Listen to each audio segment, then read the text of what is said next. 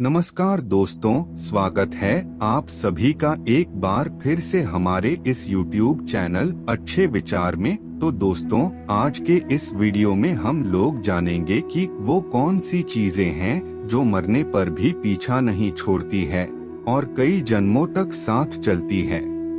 आमतौर पर यहाँ कहा जाता है कि मृत्यु हो गई तो सब समाप्त हो गया, चिता के साथ ही सब स्वाहा हो गया।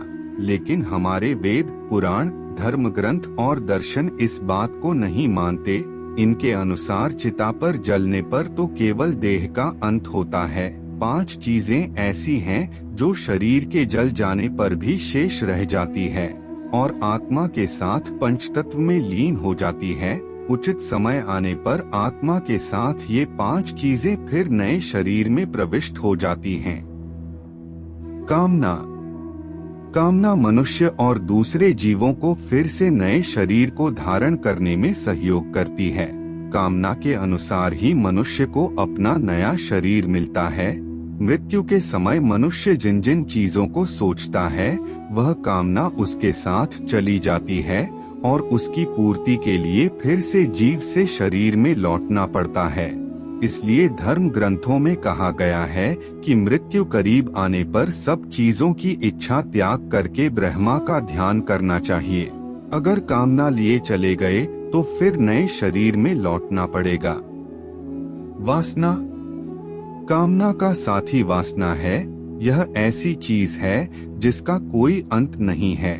मृत्यु शैया पर भी लोग वासना से मुक्त नहीं हो पाते हैं। सांसारिक सुख की चाहत ही वासना है। मनुष्य मरते समय भी अपने जीवन साथी, बच्चों, परिवारजनों के बारे में सोचता रहता है। उनसे मिलने वाले सुख दुख को सोचता रहता है। अधूरी चाहतों को लेकर छटपटता रहता है। इसी छटपटाहट में उसके प्राण निकल जाते हैं। विष्णु पुराण में राजा भरत की कहानी है। उसकी चाहत उसके प्यारे हिरण के बच्चे में थी। उसे सोचते हुए राजा के प्राण निकल गए। अगले जन्म में राजा को स्वयं हिरण रूप में जन्म लेना पड़ा। इसलिए कामना और वासना को मृत्यु के करीब आने पर मन पर हावी ना होने दें। कर्म, मनुष्य जीवन भर कर्म करता है, चाहे वह अच्छा हो या बुरा। गीता में कहा गया है कि कोई भी मनुष्य बिना कर्म किए एक पल भी नहीं रह सकता। मृत्यु करीब आने पर आत्मा शरीर द्वारा किए गए कर्मों की स्मृति को समेट लेती है। ये कर्म ही मनुष्य को परलोक में सुख और दुख देते हैं और इन्हीं के परिणाम से अगले जन्म में अच्छा बुरा फल प्राप्त होता है। कर्म की गति तो ऐसी है कि 7 जन्मों तक पीछा नहीं छोड़ती है।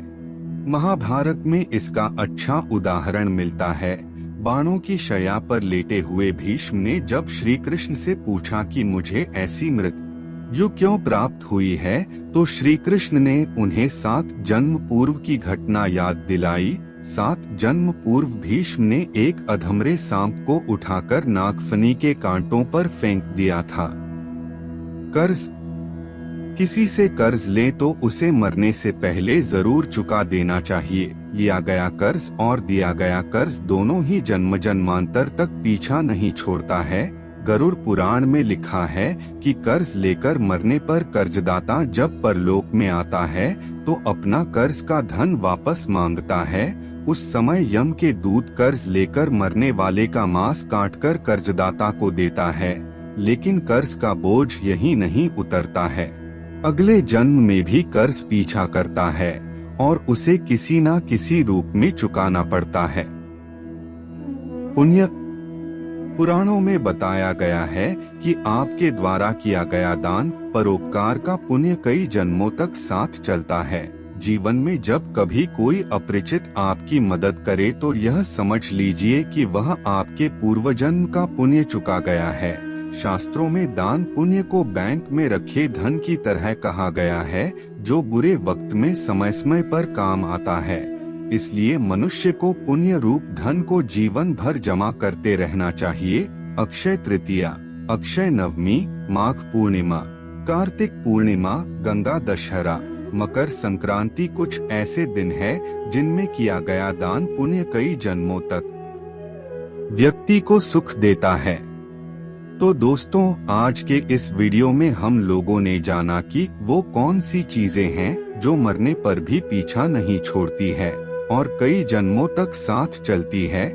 मुझे उम्मीद है कि आपको यह जानकारी पसंद आई होगी। तो अब मिलते हैं एक नए एपिसोड में। तब तक के लिए नमस्कार।